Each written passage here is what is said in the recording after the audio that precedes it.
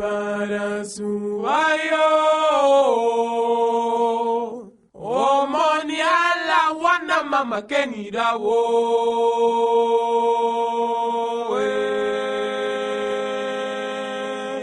Barasuayo, omoni ala wana mama kenirawo.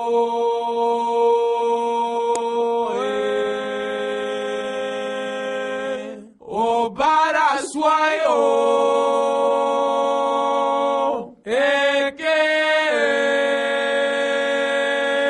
echodara, omoni ala wana mama kenirawo.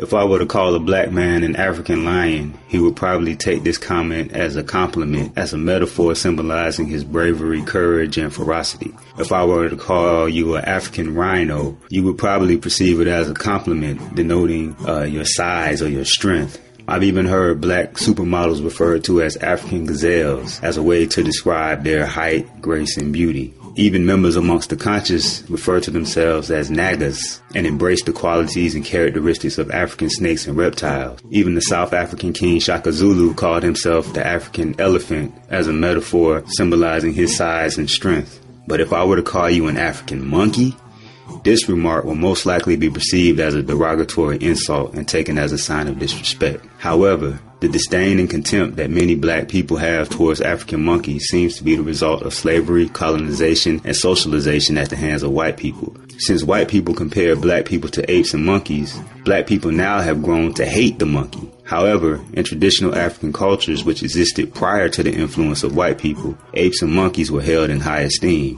Africans observing all creatures in nature saw that the apes and monkeys were one of the most intelligent animals, and so apes and monkeys became anthropomorphic symbols of wisdom. This is why in the Disney film The Lion King, the character who was the symbol of wisdom was that of Rafiki, the baboon. In Swahili, the word Rafiki means friend, and the wise baboon Rafiki in the Lion King movie was based on the baboon depiction of the ancient Egyptian god of wisdom, Tahuti or Thoth. Many people know Tahuti to be depicted with the head of an ibis bird, but another frequent depiction of the Neter Tahuti is in the form of a baboon, because the ancient Africans in Egypt saw the baboon as a very intelligent animal, and Tahuti was a deity of wisdom. Despite the external influence of slavery and colonization, the traditional African stories which use monkeys as nature symbols of wisdom and intelligence made it into African American folk tales, such as the story of the signifying monkey, made popular by Rudy Ray Moore in the movie Dolomite. The story of the signifying monkey tells of how a monkey was able to use his intelligence to manipulate and outsmart a lion and an elephant. However, many people do not know that the story of the signifying monkey is derived from the trickster figure of Yoruba mythology, Hez-Ur or Elegba, the god of the crossroads, who is an intermediary between human beings and the Orisha ancestors. The role of monkeys as guardians of the crossroads or gateways to the ancestors can also be found in the god Gekre of the Ivory Coast. The Ivory Coast monkey god Gekre is said to be a judge of the souls of the dead and is connected in appearance and function to the ancient Egyptian god Ani, the god of equilibrium, who is depicted as a monkey and can be seen on top of the scales of Ma'at in the famous weighing of the heart seen from the papyrus of Ani. In addition to Tahuti and Ani being depicted as monkeys, other important monkey gods in ancient Egypt include Hapi, the son of Haru, depicted with the head of a baboon, and also Babi, Baba, or Biban, the alpha male baboon god of virility. The name of the ancient Egyptian monkey god Baba is suggested to be the etymological origin of the English word baboon and the Arabic word Baba, which means father, which is why it is not surprising that the first pharaoh of ancient Egypt, King Narmer, the Baba or father of the first ancient Egyptian dynasty, was depicted as a baboon known as Hez-Ur as part of his rejuvenation festival. In E.A. Wallace Budge's hieroglyphic dictionary, there are over 40 different monkey or primate gods mentioned by name. In ancient Egypt, monkeys were both solar and lunar deities.